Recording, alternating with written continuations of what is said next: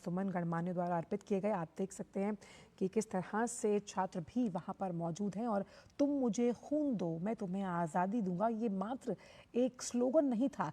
किस तरह से इसने उस वक्त स्वाधीनता आंदोलन के लिए युवाओं में और पूरे भारतीय समाज में ऊर्जा का संचार किया, एक जिजीविषा पैदा की कि अंग्रेज़ों के खिलाफ लड़ाई लड़ने के लिए पूरा भारत एकजुट हुआ। आप देख सकते हैं तमाम गणमान्य यहाँ मौजूद है। लोकसभा स्पीकर को आप देख सकते हैं, रक्षा मंत्री राजनाथ सिंह यहाँ पर मौजूद हैं।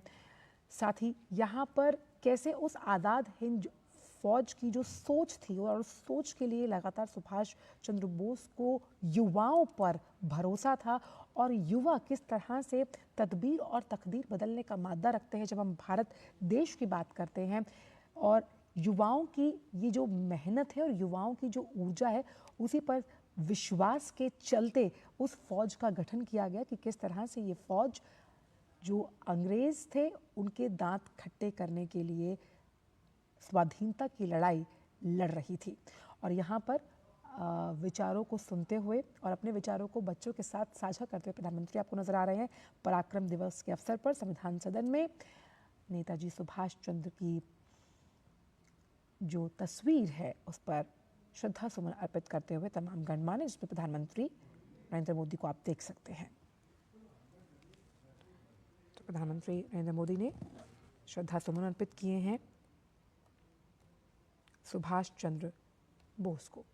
उनकी 128वीं जयंती है आज और उनके ऐसे पराक्रम दिवस के रूप में मनाया जाता है, यानी पराक्रम अदम्य साहस और शौर्य का, वो अदम्य साहस और शौर्य जिसने अंग्रेज़ों की हुकूमत की जड़ों को हिलाकर रख दिया था।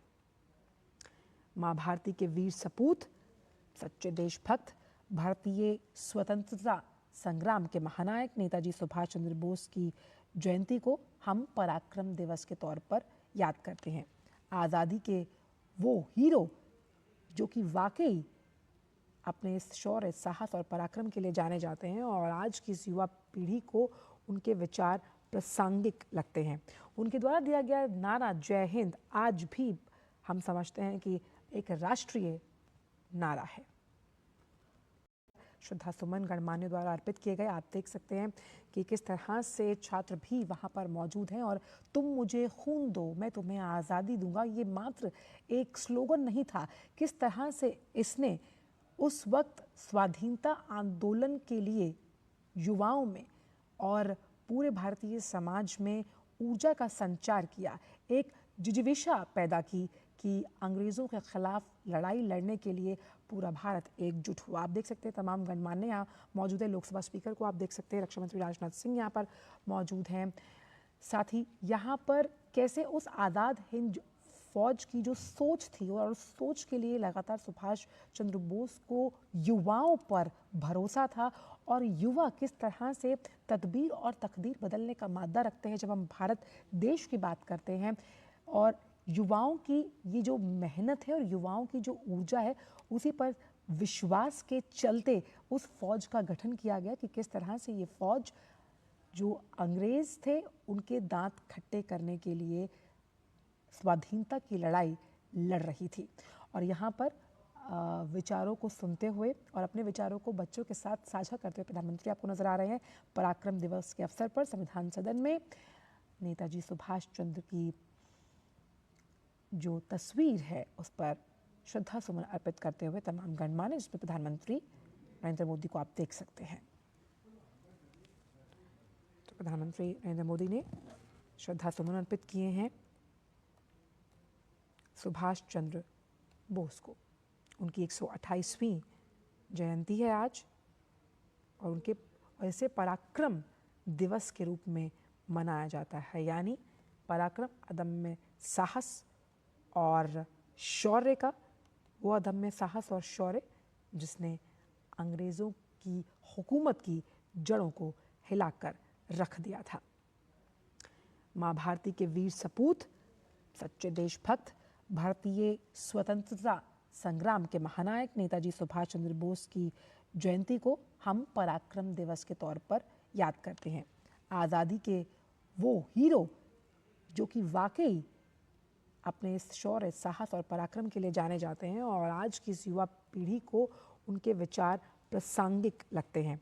उनके द्वारा दिया गया नारा जय हिंद आज भी हम समझते हैं कि एक राष्ट्रीय नारा है।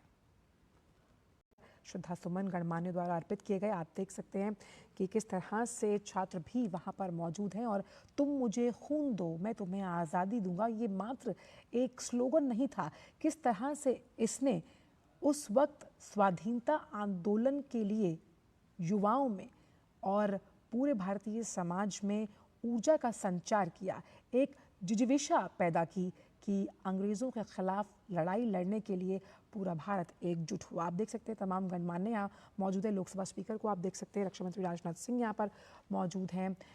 साथ ही यहाँ पर कैसे उस आज़ाद हिंद फौज की जो सोच थी और उस सोच के लिए लगातार सुभाष चंद्र बोस को युवाओं पर भरोसा था और युवा किस तरह से तदबीर और तकदीर बदलने का मादा रखते हैं जब हम भारत देश की बात करते हैं। और युवाओं की ये जो मेहनत है और युवाओं की जो ऊर्जा है उसी पर विश्वास के चलते उस फौज का गठन किया गया कि किस तरह से ये फौज जो अंग्रेज थे उनके दांत खट्टे करने के लिए स्वाधीनता की लड़ाई लड़ रही थी। और यहाँ पर विचारों को सुनते हुए और अपने विचारों को बच्चों के साथ साझा करते हुए प्रधानमंत्री आपको नजर आ रहे हैं। पराक्रम दिवस के अवसर पर संविधान सदन में नेताजी सुभाष चंद्र की जो तस्वीर है उस पर श्रद्धा सुमन अर्पित करते हुए तमाम गणमान्य, जिसमें प्रधानमंत्री नरेंद्र मोदी को आप देख सकते हैं। तो प्रधानमंत्री नरेंद्र मोदी ने श्रद्धा सुमन अर्पित किए हैं सुभाष चंद्र बोस को। उनकी 128वीं जयंती है आज और उनके ऐसे पराक्रम दिवस के रूप में मनाया जाता है, यानी पराक्रम अदम्य साहस और शौर्य का, वो अदम्य साहस और शौर्य जिसने अंग्रेज़ों की हुकूमत की जड़ों को हिलाकर रख दिया था।